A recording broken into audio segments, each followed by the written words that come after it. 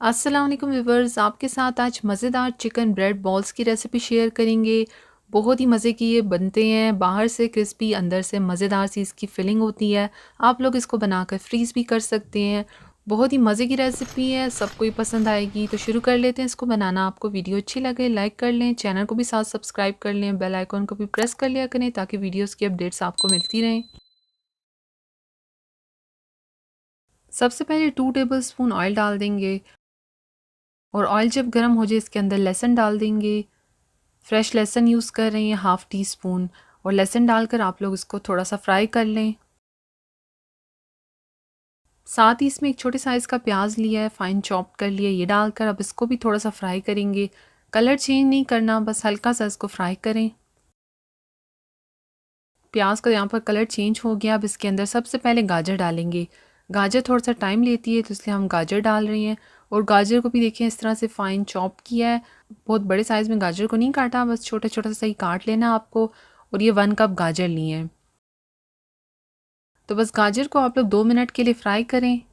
उसके बाद यहाँ पर साथ ही शिमला मिर्च भी डाल देंगे, और शिमला मिर्च को भी इसी तरह से फ़ाइन चॉप किया है, और बस 1 मिनट इसको भी पकाएंगे। साथ ही इसमें बंद गोभी जाएगी और बॉयल किया हुआ चिकन। तो बस ये डालकर आप लोग इसको थोड़ा फ्राई करें। चिकन को नमक और काली मिर्च डालकर बॉयल किया था। तो बस अब यहाँ पर सब्जियों को थोड़ा सा फ्राई करें।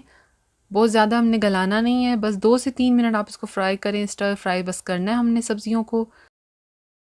अब यहाँ पर साथ ही इसमें नमक डाल देंगे, काली मिर्च डालेंगे, कुटी हुई लाल मिर्च डालेंगे, और बस इसको मिक्स करेंगे।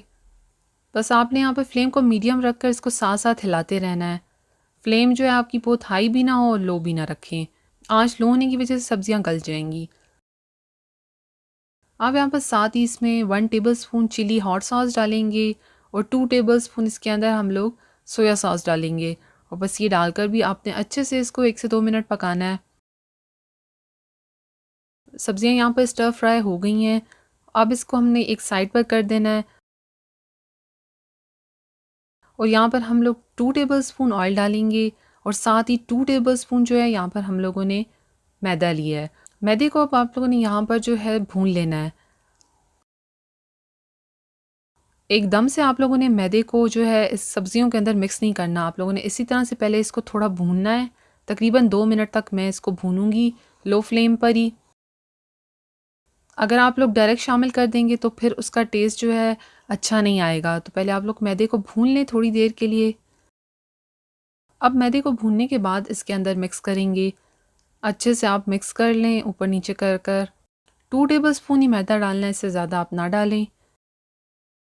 अब इसमें हम लोगों ने दूध डाल देना है। हाफ़ कप दूध लिया है, और ये दूध डालकर आप लोग अब इसको अच्छे से मिक्स करें। यहाँ पर अब इसको 5 से 6 मिनट पकाएंगे। आप देखेंगे ये जो दूध है ये खुश्क हो जाएगा, और इसका जो टेक्सचर है बहुत ही क्रीमी सा हो जाएगा। मैदा और दूध डालने से आप देखेंगे ये जो जितना भी मटेरियल है ये बहुत ही क्रीमी सा हो जाएगा। बस अब इसको इतना पकाएं कि ये सारा दूध खुश्क हो जाए। थोड़ी देर बाद देखें यहाँ पर जो दूध है खुश्क हो गया है, और कितने अच्छे से जो ये मिक्सचर है कंबाइन हो गया है। फ्लेम को यहाँ पर मीडियम रखा हुआ है, और बस 5 मिनट तक इसको पकाया है। उसकी कंडीशन हो गई है, तो फ्लेम से हटा देंगे और उसको ठंडा कर लेंगे। इस मिक्सचर में जब हम लोग मैदा और दूध डालकर इसको मिक्स करते हैं तो ये जो मिक्सचर होता है बहुत अच्छे से कंबाइन हो जाता है, और उसके साथ जब इसको हम लोग ब्रेड में फ़िल करते हैं तो वो बिल्कुल अच्छे से सेट रहता है, उससे बाहर भी नहीं आता। तो यहाँ पर जो ये फिलिंग है बॉल्स की, ये देखें बिल्कुल सेट होगी, रूम टेम्परेचर पर आ गई है, और किस तरह से देखें कंबाइन भी हो गई है। यहाँ पर अब हम लोगों ने नॉर्मल जो रूम टेम्परेचर वाला पानी होता है वो लिया है। इसके अंदर अब ब्रेड डालकर इसको डिप करेंगे। बस 3 से 4 सेकंड आप लोग डिप करें और फ़ौरन से इसको निकाल लें, और इस तरह से हाथ से दबाकर इसका एक्स्ट्रा पानी जितना भी है वो निकाल लें। देखें इस तरह से अब ब्रेड हो गई है, और अब इसको हाफ़ कर लेंगे। ब्रेड जो है आप बड़े साइज़ की ले रही हैं तो फिर आप हाफ़ करें, और अगर आपकी ब्रेड का साइज़ छोटा है तो फिर आप हाफ़ ना करें। तो यहाँ पर मैं इसको किनारों के साथ ही ले रही हूँ, उसके एजेस में काट नहीं रही। तो इसके अंदर जो अब हम लोगों ने फिलिंग बनाई थी वो डाल देंगे। 1 टेबल स्पून के बराबर वो फिलिंग इसके अंदर जाएगी, और फिर आपने बस इसको देखें अब बंद कर लेना है। आप इसको देखें इस तरह से लाएंगे और ये ईज़िली बंद हो जाएगी, क्योंकि जब रोटी गीली है तो अच्छे से उसका देखें बॉल बन जाएगा। बस आप थोड़ा थोड़ा सा दबाएं और ये खुद ब खुद सेट हो जाएगी। ऊपर नीचे से आप लोग इसको अच्छे से बंद कर दें, और ये देखें आप लोग, इतने अच्छे से एक बॉल बन गया है। देखें एक बॉल हमने बना लिया है। इस तरह से कर कर हम लोगों ने सारे बॉल्स जो हैं डबल रोटी के बना लेने हैं।